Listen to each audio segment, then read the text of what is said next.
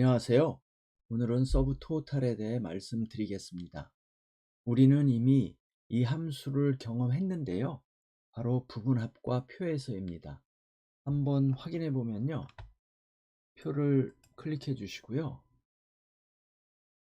테이블 디자인 탭으로 가시고요. 그리고 여기서 요약형을 클릭해 주시면 표 아래에 요약형이 추가가 됩니다. 그러면 여기서 데이터가 있는 셀 아무데나 클릭해 주시면요. 여기에 서브토탈 함수가 나오죠. 부분합도 서브토탈 함수를 사용하는데 그건 여러분이 확인해 보시면 되고요. 판매 대장으로 가겠습니다. 이 서브토탈 함수의 특징은 이 필터링 돼서 화면에 보이는 것만 계산하는 거라서요.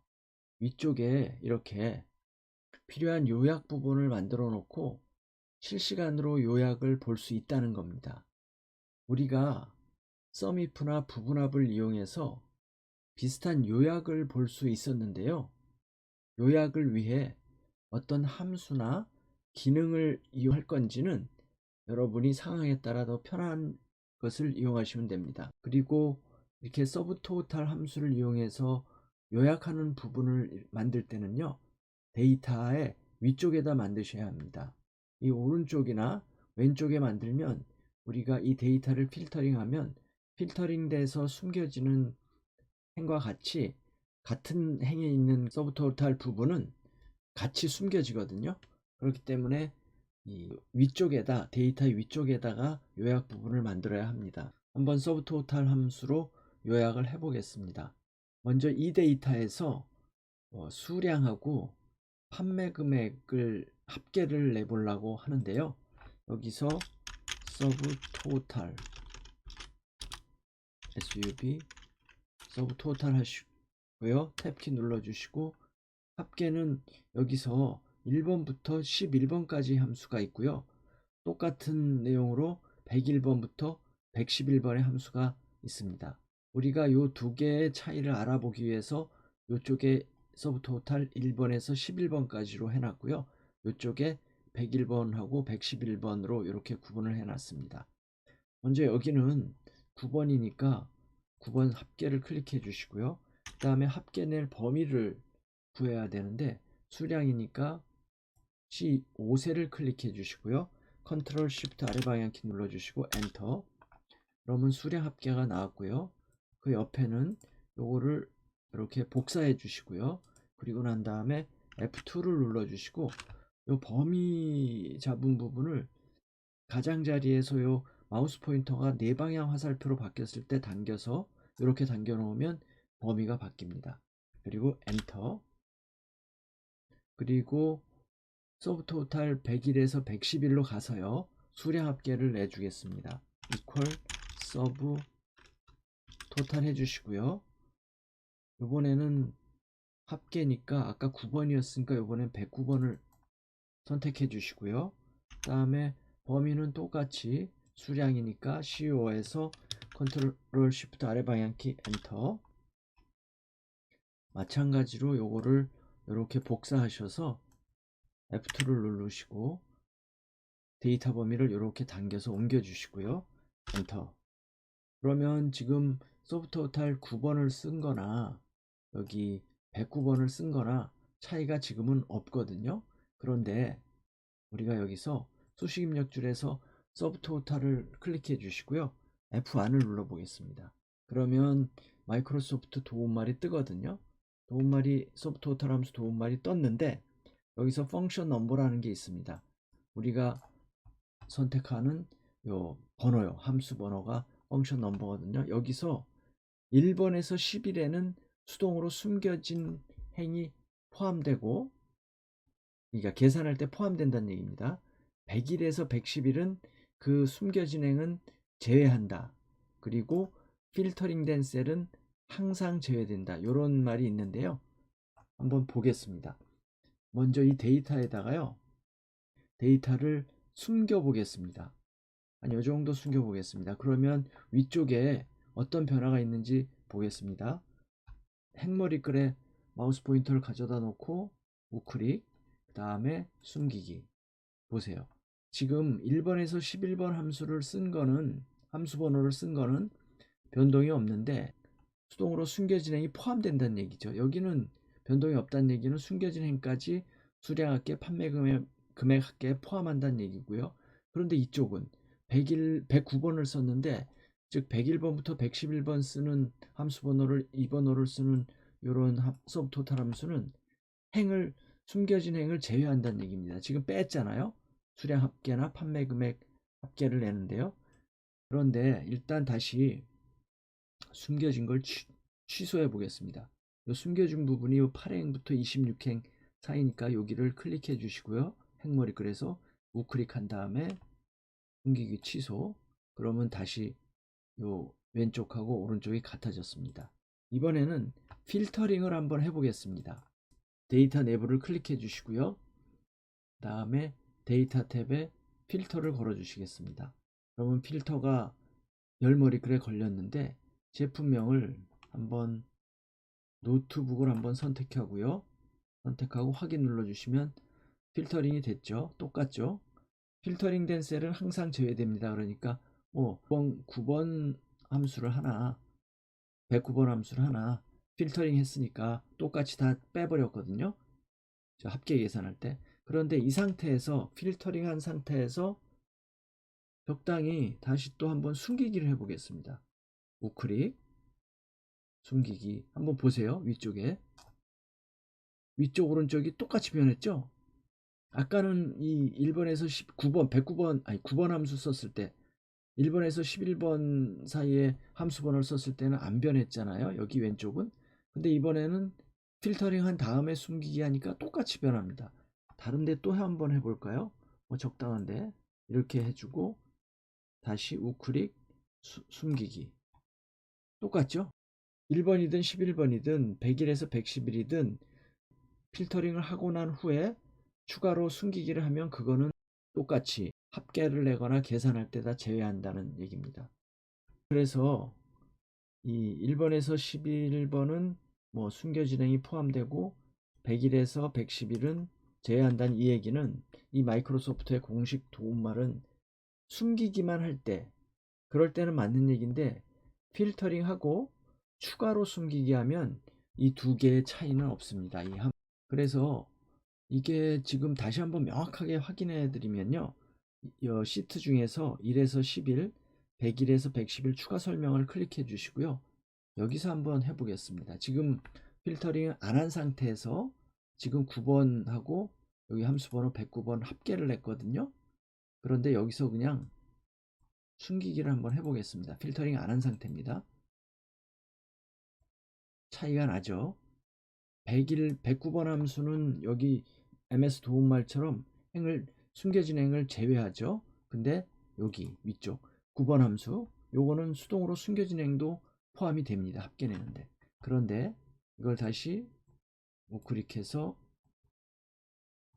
숨기기 취소해 주시고요. 이번에는 필터링을 한 다음에는 어떻게 되는지 한번 보겠습니다.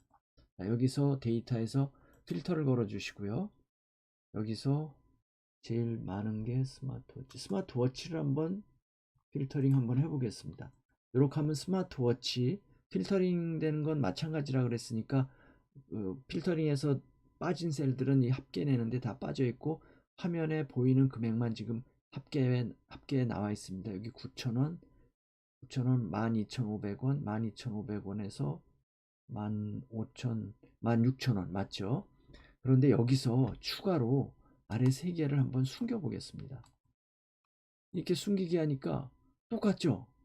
아까 그 숨기기만 사용했을 때는 이게 차이가 있었는데 1번에서 11번은 숨기기 해도 아무 차이가 없었고 숨기기만 사용했을 때요. 밑에 거는 숨겨진 셀들을 다 빼버렸잖아요. 필터링을 하고 나서 추가로 숨기기를 하니까 숨기기로 인한 차이는 없어지고요. 둘 다 1번에서 11번이든 101번에서 111번이든 숨겨진 행을 다 그냥 제외해 버립니다. 그렇게 되는 거거든요. 그래서 요게 제가 쓰는 MS365만 그러는 건지 아니면 다른 엑셀 버전에 따라 달라지는지는 한번 여러분들이 확인해 보시는 게 좋을 것 같고요. 그리고 다음에 중간고사 결과 시트로 가보겠습니다. 여기서 이제 평균을 한번 내보겠는데요. 평균을 낼 때는 subtotal sub dot subtotal 해주시고 평균은 1번 눌러주시고 다음에 이게 지금 국어 점수 평균을 낼 거니까 이 6셀을 클릭해 주시고 컨트롤 쉬프트 아래 방향키 그랬더니 너무 복잡하게 됐는데 보니까 요약이 들어가 있네요. 요 데이터 범위에 요약이 들어가 있잖아요. 이건 빼줘야 되니까 쉬프트만 누르고 위쪽 화살표 그리고 그러면 중간고사 표 이름하고 중간고사 표에 요 표의 이름이 중간고사거든요. 요 표에 국어라는 열머리글의 그 아래에 있는 데이터 전부를 의미하는 거거든요. 요거 그리고 엔터를 쳐주시면요 평균이 잡히고요. 그리고 여기서 똑같이 이렇게 오른쪽으로 당겨주면 마찬가지로 다 복사가 됐죠.